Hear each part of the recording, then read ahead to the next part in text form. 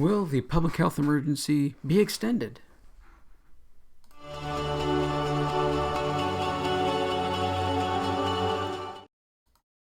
Hey there, this is Tom's Talk Show. And I appreciate if you'd subscribe to this channel. It's a new channel. Yeah, no, I'm a one-man show.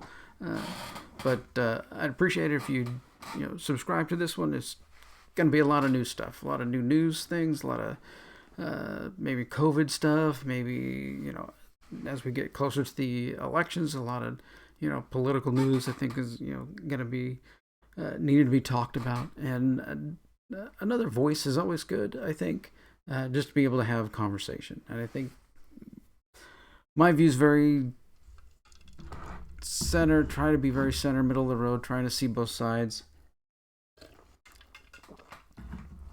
So we'll see how that goes.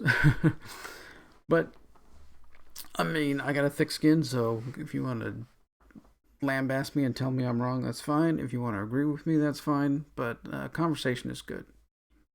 All right, so today, what we're going to be talking about is the U.S. government, whether they will extend the public health emergency that exists for COVID. So every 90 days, the government has to extend and push this public health emergency. They have to make an announcement, decide and sign it and everything else. So they've been doing this for quite a while, and the current one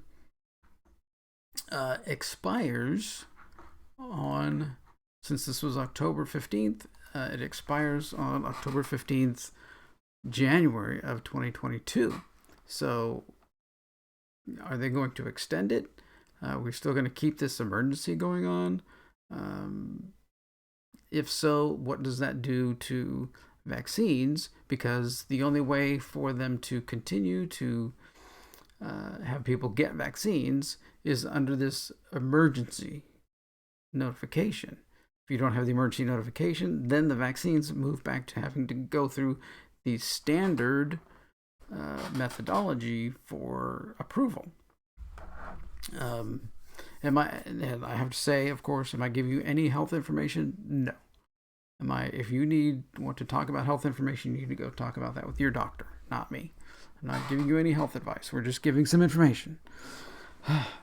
YouTube takes these things down if you don't, say that kind of stuff. Okay, so this public health emergency is here, and that's necessary in order for them to give out these vaccines.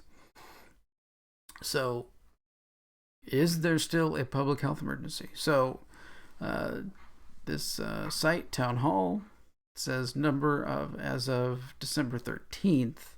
I didn't find anything newer or more recent articles about this, but total number of confirmed Omicron deaths so far is 0.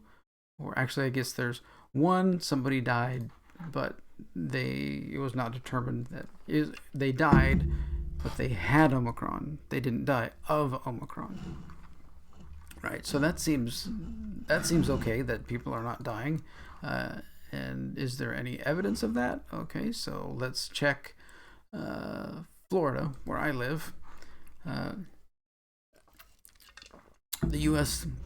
The Florida daily cases are way up here. We're at 7-day averages, dropping actually by quite a bit. It's actually dropped from 55 down to, their graph's a little goofy, 55 down to 49,000 cases a day.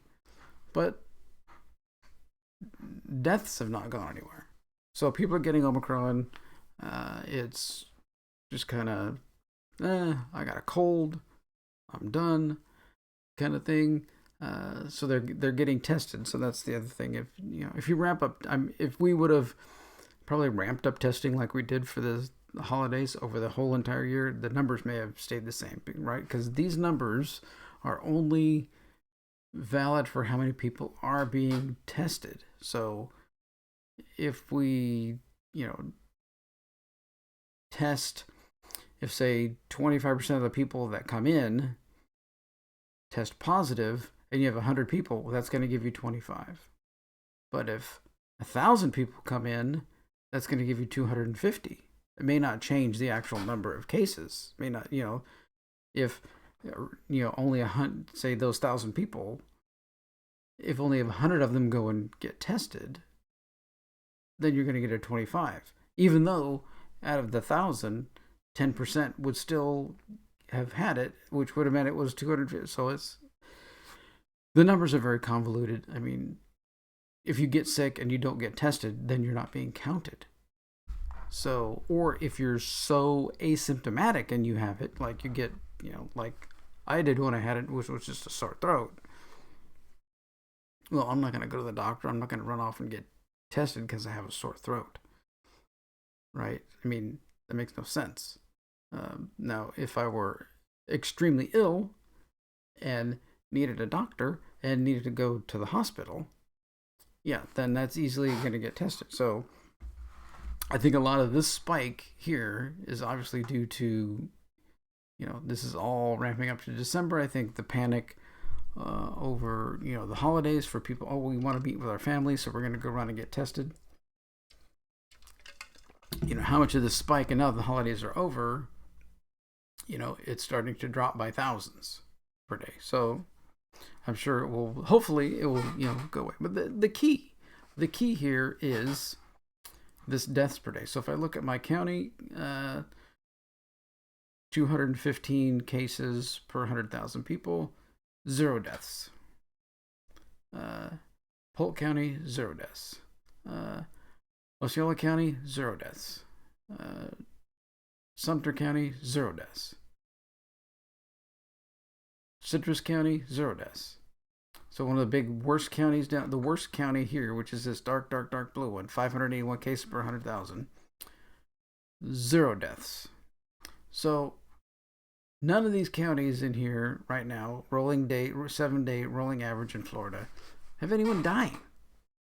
So with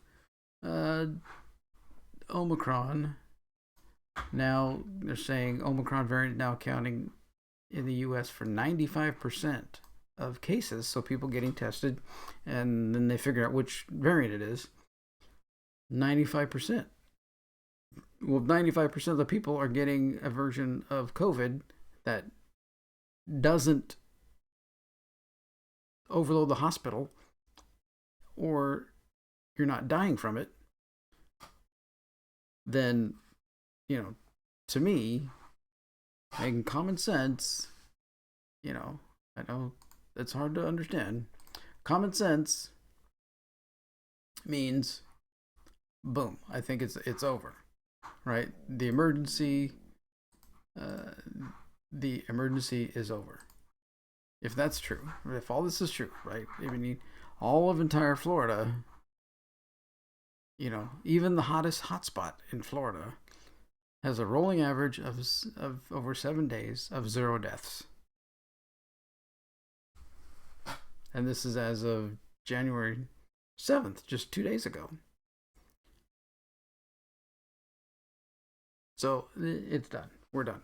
Right? I mean, that, everyone is going to get, we knew that Omicron was extremely transmissible, and everyone's going to get Omicron.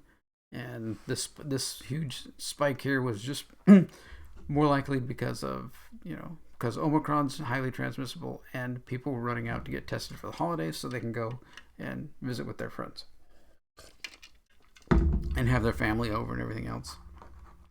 Odd story. Someone that I know said, "Oh, nobody in the family wanted to get together, anywhere. So they all came to my house." Wait, I'm like, what? Okay, so nobody wanted to get together, but then they all came to your house. That was hilarious. I just thought that was like, nobody wants to get together, so they all came to my house. Isn't that getting together? So, hilarity. You got to find humor, in all this stuff somewhere. So Omicron is now the most prevalent, and with Omicron, no one's dying. Well, I would say that vaccines are not needed anymore. Everybody who's had a vaccine has got a vaccine. Um, Omicron's going to die out. I think there's some evidence, articles I've read that said maybe the vaccines are pushing, the virus to create the variants. So maybe if we stop vaccinating people and just let it go, maybe that would be, okay with, the Omicron not really being dead. I mean, granted, none of this we know the extended long-term side effects of having it, but then you don't know the extended long-term side effects of some flus or some other illnesses, right? I mean, we know you get bronchitis and different things, or arthritises, things like that. There's always extended, long extended, things that happen, side effects or whatever from just about anything. I mean, I've got arthritis in my little fingers here. That it's, if I take a medicine for that or get something for that or continually take aspirin for that, am I gonna, is that gonna be bad or good, or a lot of things we don't know. But if people aren't dying from this and can just continue and go on with their lives, then lockdowns are over, masks are over, mandates are over, if it's not going to harm anybody, if people aren't dying from something, right? The whole reason of the emergency is because of people dying, and you need the emergency to do the vaccines. Well, if they take a good look at it and say Omicron's not causing all this death anymore, and that emergency goes away, then all the vaccines go away. So this really comes back to what's really going on, right? If the government wants to continue to maintain control of your life, they need this emergency to continue, right? If I want to, if you go, talk to me, and I deal with computers, and I tell you, oh, your computer's not protected. You need to get this protection. You need to get this program to protect you on your computer. And it needs to be updated all the time. And you need to keep giving money to me all the time. Well, is it that your computer's unprotected, or I just want to keep getting paid? Right? I mean, that, from a computer's perspective, there are viruses that get on computers. I mean, and there is a free version of, malware antivirus protection provided by Microsoft for Windows. It's free. Gets updated almost daily, it seems like. You can get a new pack of signatures almost daily. And you don't get pop-ups, and you don't get warnings or anything that you're out, so why, if I'm doing something, would I not steer somebody towards that instead of, oh, you need to keep paying me more money, because, I know better. So it just kind of seems, just making the comparison there, just kind of seems like maybe the government's, more like the antivirus companies. I mean, it has been proved in the past that some of the shady antivirus companies were actually the ones kind of creating the viruses. So that's computer viruses, I'm saying. So, yeah. Will the 90 days be extended? So that would be January, February. That would get us back into April, I think, if they extend it. It seems with the number of cases and the number of deaths, and Florida cases coming down. It may come down sharply. I'll keep watching that. I think the emergency is kind of over, unless there's some new variant somewhere that's horrible after Omicron, which I'm sure they're hoping for. Omicron's fairly mild, and maybe this extension is not needed. We'll see in a few days. All right. like, remember to subscribe to this new channel. Appreciate that, and just gonna keep pushing out videos because it's what we do here on the YouTube. All right, thanks for watching. Take care.